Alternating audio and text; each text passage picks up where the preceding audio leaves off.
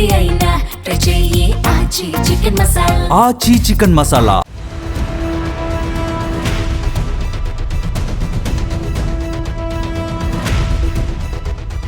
జగిత్యాలలో municipal chairman అభ్యర్థి విషయంలో సస్పెన్షన్ నడుస్తుంది. మున్సిపల్ చైర్మన్ పదవి కోసం కాంగ్రెస్ పార్టీ కౌన్సిలర్లు వేర్వేరు క్యాంపులకు తరలించడం సమస్యగా మారింది. మున్సిపల్ ఎన్నికలు మొదలైనప్పటి నుంచి మాజీ Mantri Jeevan Reddy versus sitting MLA doctor Sanjay Kumar అన్న రీతిలోనే పోటీ సాగింది. కాంగ్రెస్ పార్టీలో చేరలేదని ప్రకటించిన డాక్టర్ సంజయ్ కాంగ్రెస్ పార్టీ అభ్యర్థులకు మద్దతిచ్చారు.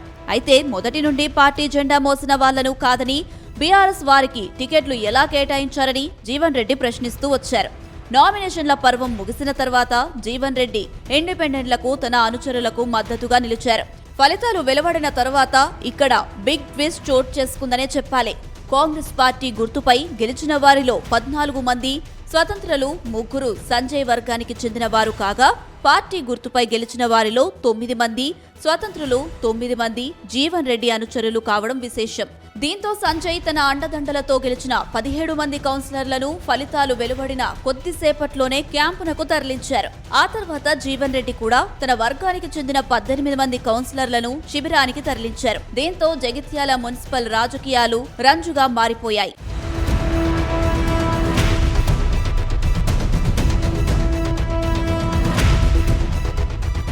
ఇక జగిత్యాలలో కాంగ్రెస్ పార్టీకి చెందిన వేరువేరు శిబిరాలకు తరలి వెళ్లడం మాత్రం జగిత్యాలలో జరుగుతుంది. ఈ మున్సిపాలిటీలలో బీజేపీ అభ్యర్థులు 6, బీఆర్ఎస్ పార్టీ అభ్యర్థులు 4, ఎంఐఎం నుండి 2, బీజేపీ రెబల్స్ 3 గెలిచారు. అయితే బీఆర్ఎస్, బీజేపీ, ఎంఐఎం పార్టీలు నామమాత్రపు సీట్లను సాధించడంతో పోటీ వాతావరణం లేకుండా పోయింది.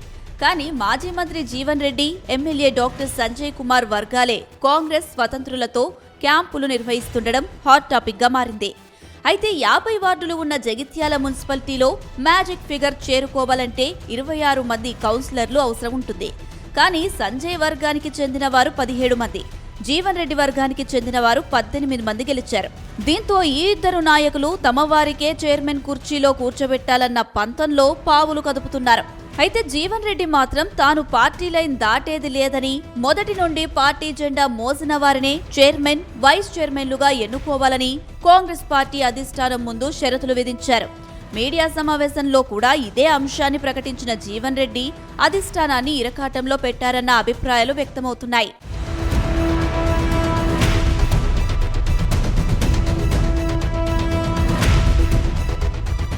మరోవైపు ఎమ్మెల్యే సంజయ్ కుమార్ తన బలాన్ని పెంచుకునేందుకు పావులు కదపడం మొదలుపెట్టినట్టు తెలుస్తుంది.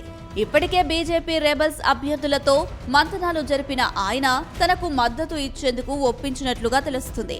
అయినప్పటికీ సంజయ్ వర్గానికి కౌన్సిల్లో బలం 20 మాత్రమే అవుతుంది తప్ప మ్యాజిక్ ఫిగర్ కు చేరుకోవడం లేదు. మరో 6 కౌన్సిలర్లు సంజయ్ వర్గంలో చేరితే తప్ప ఆయన లక్ష్యం నెరవేరే అవకాశం లేదు. ఇందులో బీఆర్ఎస్ పార్టీ కౌన్సిలర్లు సంజయ్కి మద్దతు ఇచ్చే అవకాశాలైతే ఉండకపోవచ్చు.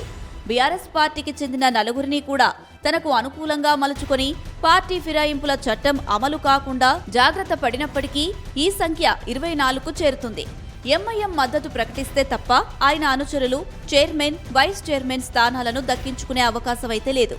అయితే జీవన్ రెడ్డి మాత్రం ఈ సమీకరణాలకు దూరంగానే ఉంటూనే వ్యూహాత్మకంగా వ్యవహరిస్తున్నారు.